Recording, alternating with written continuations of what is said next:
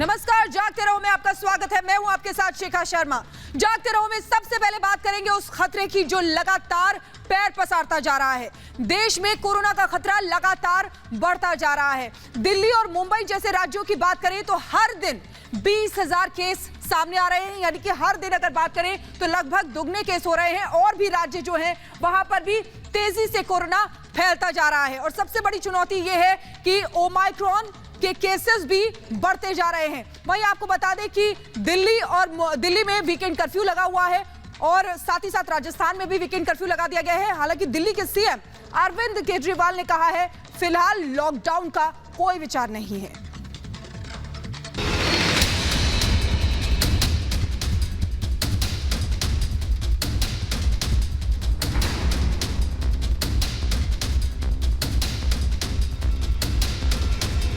दिल्ली में कोरोना के केस बढ़ते जा रहे हैं। संक्रमण की रफ्तार बहुत तेज हो चुकी है। यहां केस रोजाना 20,000 के करीब आ रहे हैं। 4 जनवरी को दिल्ली में करीब 5,000 केस मिले थे, जो 5 दिन में बढ़कर शनिवार को 20,000 से ज्यादा हो गए। दिल्ली में रविवार को 22,751 नए केस सामने आए। 17 लोगों की मौत हो गई। दिल्ली में आज संक्रमण दर 23.53% दर्ज की गई। दिल्ली में 29 दिसंबर तक 1,000 से कम मामले दर्ज हो रहे थे। 10 दिन में यहां रोजाना के मामले बढ़कर करीब 20,000 हो गए हैं। जनवरी के शुरुआती 9 दिनों में यहां 53 लोगों की मौत हो चुकी है। दिल्ली में बढ़ते मामलों से निपटने के लिए पहले येलो अलर्ट जारी किया गया, फिर वीकेंड कर्फ्यू लागू कर दिया गया। शुक्रवार रात 10 बजे से लगा ये कर्फ्यू सोमवार सुबह 5 बजे तक रहेगा। इस दौरान सिर्फ वे लोग जो जरूरी सेवाओं से जुड़े हैं और जो इमरजेंसी के हालात में हैं, घर से बाहर निकल सकते हैं।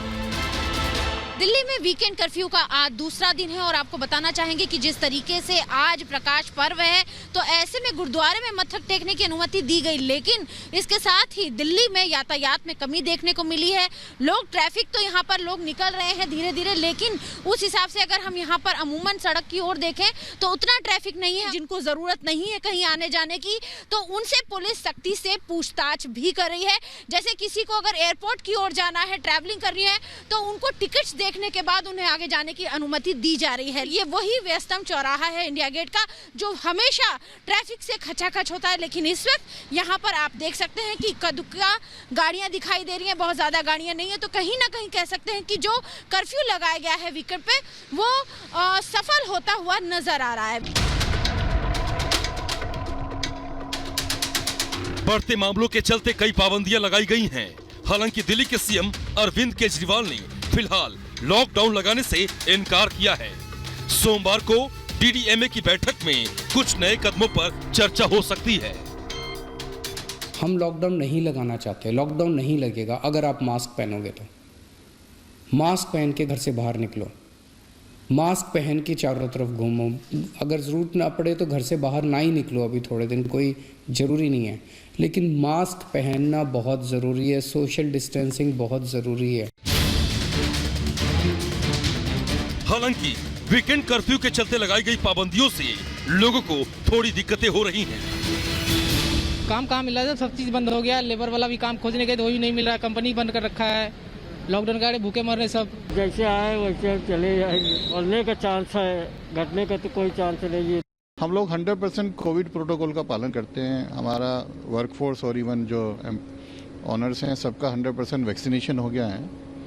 फिर भी समझ में नहीं आती है सरकार की क्या सोच है। हर बार हमें ही बंद करने को सबसे पहले वो कहते हैं, जबकि पूरे देश में कहीं बंद इंडस्ट्रीज को नहीं हो रहा। ये तस्वीरें मुंबई की हैं। ये लापरवाही नहीं तो और क्या है। ये गेटवे ऑफ इंडिया और मरीन ड्राइव का इलाका है। रविवार के दिन यहाँ भारी भीड़ इकट्ठा हो गई। मुंबई में दिल्ली की तरह वीकेंड कर्फ्यू नहीं है, लेकिन ये भीड़ बुरी खबर ला सकती है। मुंबई में पिछले कुछ दिनों से रोजाना करीब 20,000 केस आ रहे हैं। रविवार को मुंबई में 19,474 नए केस सामने आए। 7 लोगों की मौत हो गई।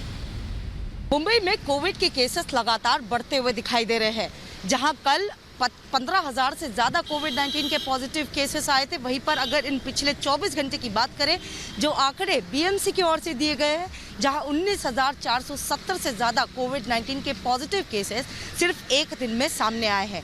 कहीं ना कहीं लगातार महाराष्ट्र सरकार की ओर से इस पर नियंत्रण कैसे किया जाए, इस पर चर्चा ज़रूर चल रही है।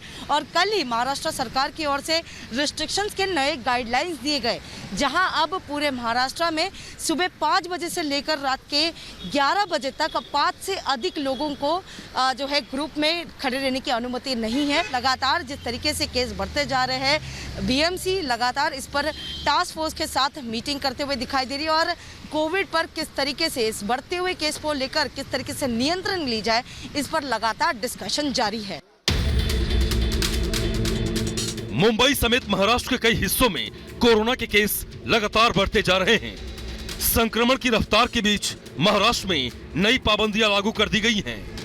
नए नियम 10 जनवरी की रात 12 बजे से लागू होंगे, लेकिन राज्य में स्कूल कॉलेजों को 15 फरवरी तक बंद कर दिया गया है। साथ ही कोचिंग क्लासेस भी बंद कर दी गई हैं। हालांकि मुंबई लोकल ट्रेन के सफर पर फिलहाल सरकार ने कोई पाबंदी नहीं लगाई है, लेकिन माना जा रहा है कि जिस तरीके से केस बढ़ रहे हैं और कड़े नियम। Bureau report, Republic Bharat. तो देश में कोरोना कहर बरपा रहा है। हर दिन 1 लाख से ज्यादा केसेस सामने आ रहे हैं और इसी को लेकर प्रधानमंत्री नरेंद्र मोदी ने इमरजेंसी मीटिंग बुलाई और इसमें कोरोना के जो हालात हैं उनको लेकर चर्चा की गई। आपको बता दें कि इस बैठक में गृह मंत्री अमित शाह मौजूद थे, केंद्रीय स्वास्थ्य मंत्री मनसुख मांडविया भी वहां पर मौजूद थे, उनके साथ तमाम बड़े अधिकारी भी इस बैठक में शामिल हुए।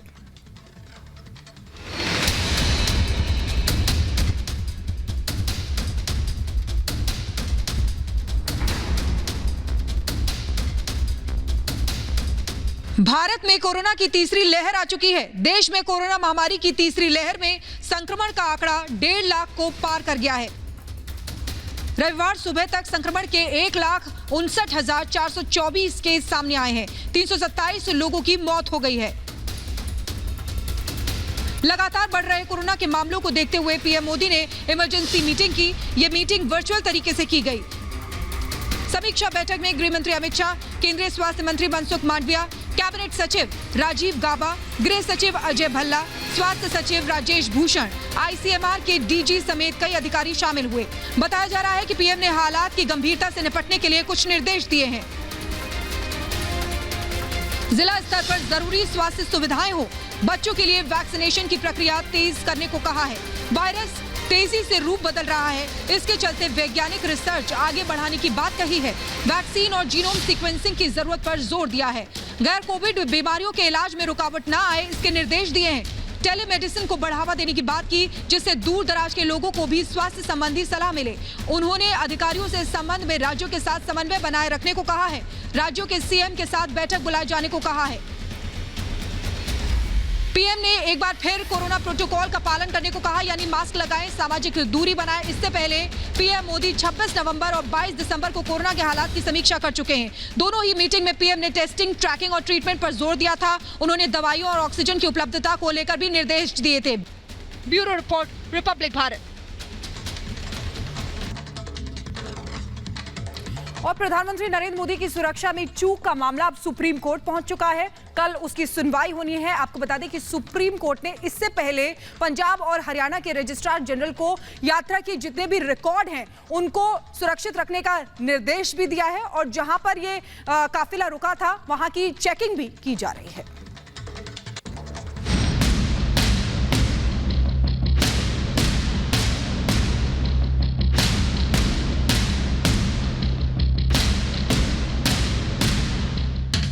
जनवरी को पंजाब के फिरोजपुर में जो हुआ उससे पूरा देश हैरान है। हुसैनीवाला जाते समय पीएम का काफिला एक फ्लाईओवर पर रुक जाता है। करीब 20 मिनट तक काफिला रुका रहता है। इस घटना के बाद पीएम को बुधवार को अपनी पंजाब में होने वाली रैली रद्द करनी पड़ी थी। इस मामले की उच्च स्तरीय जांच शुरू हो चुकी है।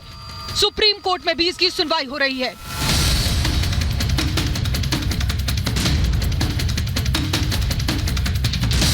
जिस जगह ये घटना हुई थी वहां सुरक्षा बहुत कड़ी कर दी गई है।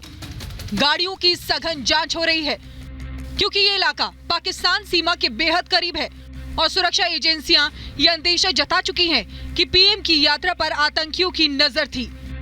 आतंकियों की नजर पंजाब में होने वाले चुनावों पर भी है।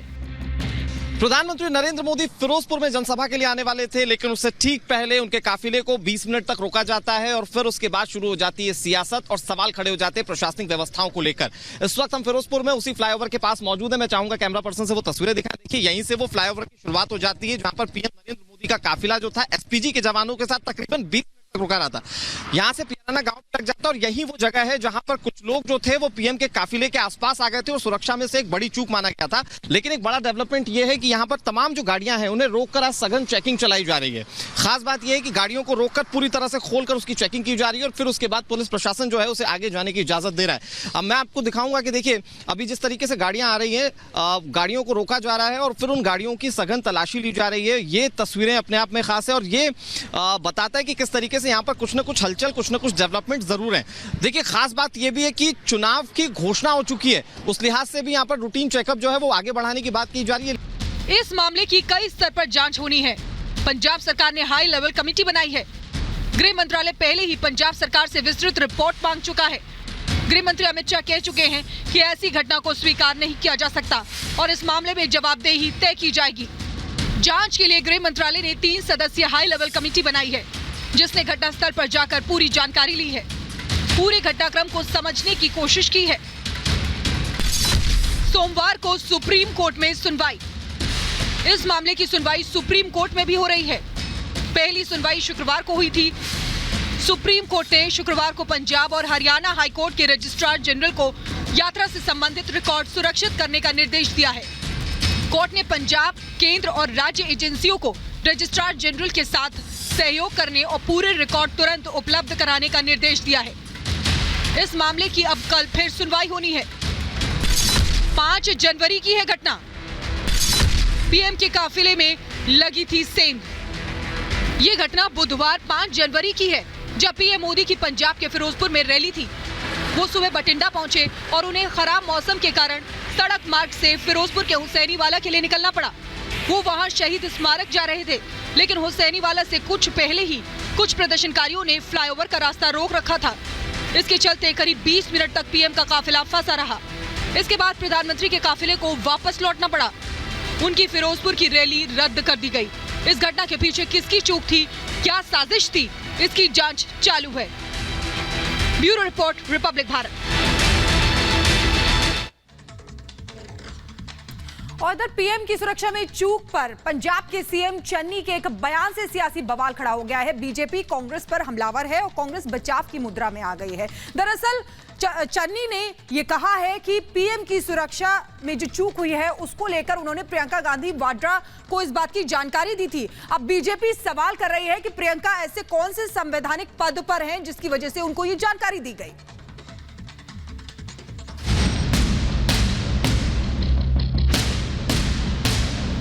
पंजाब के फिरोजपुर में पीएम मोदी की सुरक्षा में हुई चूक पर सियासत जारी है। तमाम सियासी दल इस मसले पर राजनीतिक बयानबाजी कर रहे हैं। खासकर कांग्रेस इस मुद्दे पर लगातार गैर जिम्मेदार रुख अपनाए हुए है। कांग्रेस के तमाम नेता पीएम की सुरक्षा में हुई लापरवाही पर हल्के बयान दे रहे हैं। इसी बीच इस गंभीर मामले में पंजाब के सीएम चरणजीत सिंह चन्नी के एक बयान के बाद बीजेपी कांग्रेस पर हमलावर हो गई है। बीजेपी प्रवक्ता संबित पात्रा ने कहा कि पीएम की सुरक्षा पर प्रियंका गांधी को जानकारी क्यों दी गई। प्रियंका किस संवैधानिक पद पर हैं जो उन्हें ये संवेदनशील जानकारी दी गई। पंजाब के मुख्यमंत्री श्री चन्नी साहब ने खुद कहा है कि जहां तक प्रधानमंत्री नरेंद्र मोदी जी के सुरक्षा के चूक का विषय है, इस मसले में उन्होंने प्रियंका वाड्रा जी से बात की है। प्रश्न उठता है कि आखिरकार एक sitting chief minister Priyanka Vadra ji को प्रधानमंत्री जी के सुरक्षा जैसे एक बहुत ही सेंसिटिव, बहुत ही संवेदनशील मसला पे क्यों ब्रीफ कर रहे थे। ये तो प्रियंका वाड्रा जी का विषय नहीं है। प्रियंका वाड्रा गांधी जी कौन से ऐसे पद पर हैं कि जो अति गोपनीय सूचना प्रधानमंत्री जी के विजिट के बारे में थी, उसकी सूचना प्रियंका वाड्रा गांधी जी को दी जाए।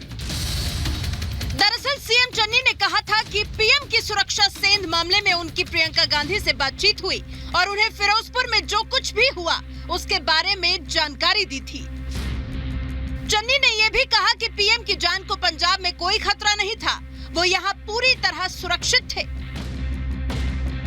पीएम को यहाँ कोई खतरा नहीं था, ना ही हुआ है, ना ही कभी होगा। मैंने आपको पहले ही बता दिया था कि प्रियंका गांधी जी से बात हुई थी, जो भी यहाँ बात हुई मैं उनको बता दी थी। देखिए, यह सिद्ध करता है कि आदरणीय प्रधानमंत्री जी की सुरक्षा में चूक की वजह वह एक आपराधिक षड्यंत्र था और उस आपराधिक षड्यंत्र के तार गांधी परिवार से जुड़े हुए थे, वरना श्रीमती प्रियंका वाड्रा किसी संवैधानिक पद पर तो बैठी नहीं है।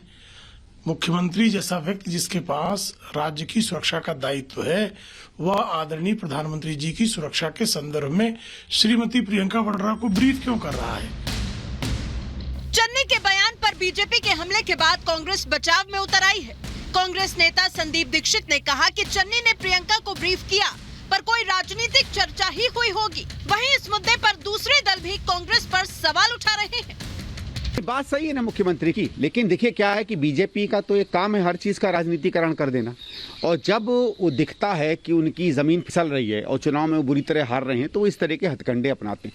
लेकिन मेरा भी ये बार बार कहना है कि प्रधानमंत्री की रक्षा सुरक्षा का राजनीतिकरण नहीं करना चाहिए। बीजेपी ने राजनीतिकरण किया है तो मामला कंट्रोवर्सी में चला गया। कांग्रेस की यही गलती उन्हें डुबा रही है और ऐसे अनुभवहीन लोगों की आवाजें हैं।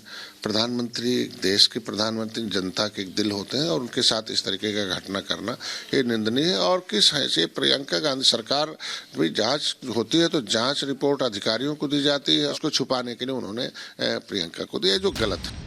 पीएम की सुरक्षा में चूक का मामला लगातार गहराता जा रहा है। अब चन्नी के बयान के बाद बीजेपी और कांग्रेस इस मामले में फिर आमने सामने है। दूसरी तरफ केंद्रीय गृह मंत्रालय ने पीएम के पंजाब के दौरे के दौरान सुरक्षा में सेंध लगने पर पंजाब सरकार से रिपोर्ट मांगी है। Bureau report, Republic Bharat. और अब बात करेंगे नागपुर की, जहां से खबर आई है कि कुछ दिन पहले आरएसएस मुख्यालय और कुछ इलाकों की जैश के आतंकी ने रेकी की थी। यह भी बात सामने आई है कि नागपुर में वो आतंकी 3 दिन रुका भी था। रईस नाम के आतंकी को कश्मीर से गिरफ्तार किया गया है, जिसने कई सनसनीखेज खुलासे भी किए हैं। यह भी माना जा रहा है कि नागपुर में एक स्लीपर सेल भी सक्रिय है।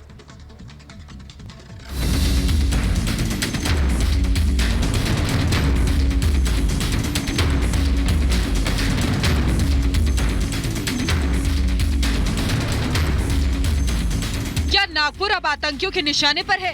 क्या नागपुर में आतंकी संगठन जैश-ए-मोहम्मद का स्लीपर सेल काम कर रहा है? ये सब सवाल तब खड़े हो गए जब ये सामने आया कि नागपुर में कुछ दिन पहले जैश के एक आतंकी ने रेकी की है और उसके खास निशाने पर था आरएसएस का मुख्यालय। और जैश के जिस आतंकी ने ये सब किया उसे कश्मीर में पकड़ा गया और पूछताछ में सनसनीखेज बातें सामने आई हैं। इसका नाम रईस अहमद शेख है। इसके संबंध जैश से बताए जा रहे हैं। कश्मीर पुलिस ने इसे श्रीनगर से गिरफ्तार किया था और जब पूछताछ हुई तो नागपुर की बात सामने आई। ये जानकारी सबसे पहले रिपब्लिक भारत आपको दे रहा है। जो जानकारी आई है उसके मुताबिक नागपुर में 3 दिन रुका था जैश का आतंकी। जैश आतंकी नागपुर के एक होटल में रुका था। आरएसएस मुख्यालय की रेकी की गई, तस्वीरें और वीडियो बनाए गए। बताया जा रहा है कि नागपुर पुलिस अब रईस अहमद को जल्द ही नागपुर ला सकती है। नागपुर में आतंकियों के एक स्लीपर सेल की भी बात सामने आई है। ये भी कहा जा रहा है कि दिल्ली में एनआईए मुख्यालय की भी रेकी की गई।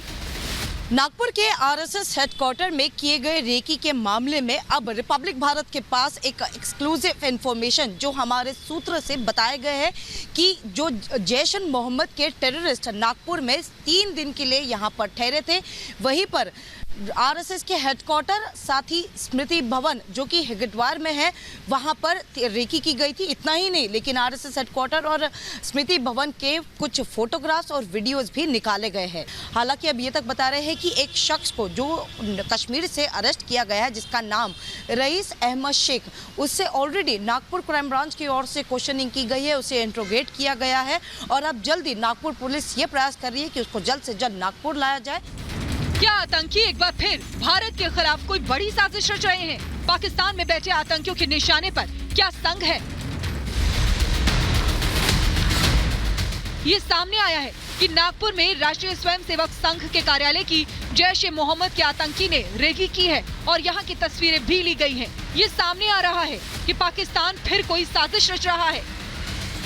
ये कहा जा रहा है कि नागपुर की 4 महत्वपूर्ण स्थलों की रेकी की गई है। इस सूचना के बाद आरएसएस मुख्यालय की सुरक्षा बढ़ा दी गई है। नागपुर में अलर्ट जारी कर दिया गया है। संघ के नागपुर मुख्यालय और रेशम बाग स्थित हेडगेवार भवन की सुरक्षा बढ़ा दी गई है। कई एजेंसियां मिलकर इसकी जांच करेंगी। जो स्टेट लॉ इन्फोर्समेंट एजेंसीज हैं और सेंट्रल एजेंसीज हैं, उन सभी के साथ कोऑर्डिनेशन में ये पूरी एक्सरसाइज सिक्योरिटी बीफिंग अप की हो या एक्टिविटी को टेररिस्ट एक्ट को न्यूट्रलाइज करने की तैयारी हो या ये प्रेजेंट इन्वेस्टिगेशन हो, सभी में स्टेट और सेंट्रल एजेंसीज के मिल के और बहुत क्लोज कोऑर्डिनेशन में काम चल रही है। आपको बता दें कि संघ मुख्यालय वो जगह है जहां सरसंघ चालक मोहन भागवत रहते हैं। संघ के पदाधिकारी भी यहीं रहते हैं। मैं ये कहना चाहूँगा, राष्ट्रीय स्वयंसेवक संघ देश प्रेम, समाज सेवा, अनुशासन, गरीब दुखी पीड़ित की मदद का एक मानवीय आंदोलन है। राष्ट्र सरकार और भारत सरकार से कहूँगा, उसके खिलाफ जो भी आवश्यक कार्रवाई है वो की जाए। सुरक्षा एजेंसियां लगातार ये इनपुट दे रही हैं कि देश के 5 राज्यों में होने वाले विधानसभा चुनाव और गणतंत्र दिवस से पहले आतंकी साजिश रच रहे हैं और इसी मकसद से नागपुर में रेकी की गई है। Bureau report, Republic Bharat. और आज गुरु गोविंद सिंह जी की जयंती है। प्रकाश पर्व के इस मौके पर प्रधानमंत्री नरेंद्र मोदी ने बहुत बड़ा ऐलान किया है। उन्होंने कहा है कि 26 दिसंबर अब वीर बाल दिवस के रूप में मनाया जाएगा।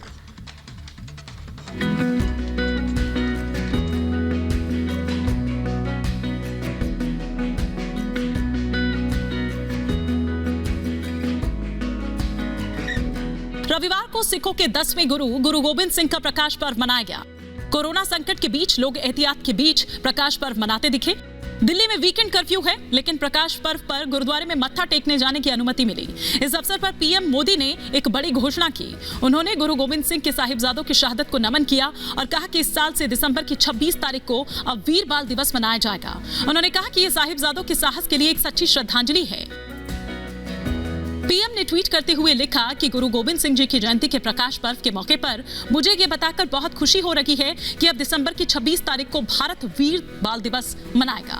ये गोविंद सिंह जी के चारों साहिबजादों को एक सच्ची श्रद्धांजलि होगी। अपना फर्ज समझ के मैं मोदी जी का बहुत बहुत धन्यवाद करता। उन्होंने मेरे सतगुरु दे लाला दी याद नूं ਇਹ ਦਿਹਾੜਾ ਸਮਰਪਿਤ ਕਰਕੇ ਉਹਨਾਂ ਦੀ ਯਾਦ ਨੂੰ ਸਦੀਵ ਕਾਲ ਮਨਾਉਣ ਵਾਸਤੇ ਹਿੰਦੁਸਤਾਨ ਦੇ ਲੋਕਾਂ ਨੂੰ ਜਗਾਇਆ ਕਿ ਹਿੰਦ ਦੇ ਲੋਕੋ ਸਾਹਿਬਜ਼ਾਦਿਆਂ ਨੇ ਤੁਹਾਡੇ ਲਈ ਕੁਰਬਾਨੀ ਦਿੱਤੀ ਹੈ।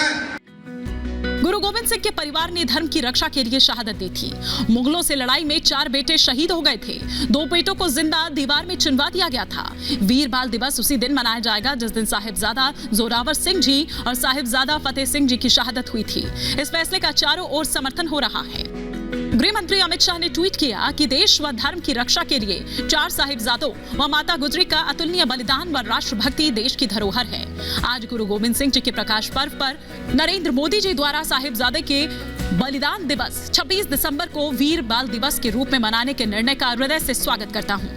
उत्तर प्रदेश के मुख्यमंत्री योगी आदित्यनाथ ने भी इस फैसले पर पीएम का आभार जताया। श्री गुरु गोविंद सिंह जी महाराज के प्रकाश पर्व पर आदरणीय प्रधानमंत्री मोदी जी द्वारा साहिबजादों के बलिदान दिवस 26 दिसंबर को वीर बाल दिवस के रूप में मनाने का निर्णय अभिनंदनीय है। ये साहिबजादों के अतुल्य बलिदान के प्रति राष्ट्र की श्रद्धांजलि है। जो आज देश के प्रधानमंत्री श्री नरेंद्र मोदी जी ने गुरु गोविंद सिंह जी के साहिबजादों के लिए वीर बाल दिवस देश के अंदर मनाने का संकल्प लिया। 26 दिसंबर के दिन ये दिन मनाया जाएगा। पूरे देश के बच्चों को ये पढ़ाया जाएगा। 75 साल तक किसी ने ये नहीं सोचा देश आज़ाद होने के बाद कितना जरूरी है हमारे बच्चों तक ये इतिहास पहुंचना। मैं देश के प्रधानमंत्री श्री नरेंद्र मोदी जी का धन्यवाद करता हूं। गुरु गोविंद सिंह जी का प्रकाश पर्व है। मैं प्रकाश पर्व की सभी को बहुत बहुत बधाई देता हूं। और आज उनके इस पवित्र दिवस पर हमारे देश के यशस्वी प्रधानमंत्री जी ने भी 26 दिसंबर को, जिस दिन उनके साहबजादों का बलिदान दिवस है, उस दिवस को बाल वीरता दिवस के रूप में उस दिवस का नाम रखा है। मैं वीर दिवस का मैं माननीय प्रधानमंत्री जी का भी धन्यवाद करता हूँ। माता गुजरी श्री गुरु गोविंद सिंह जी और 4 साहिबजादों की वीरता और आदर्श लाखों लोगों को शक्ति देते हैं। Bureau report, Republic Bharat.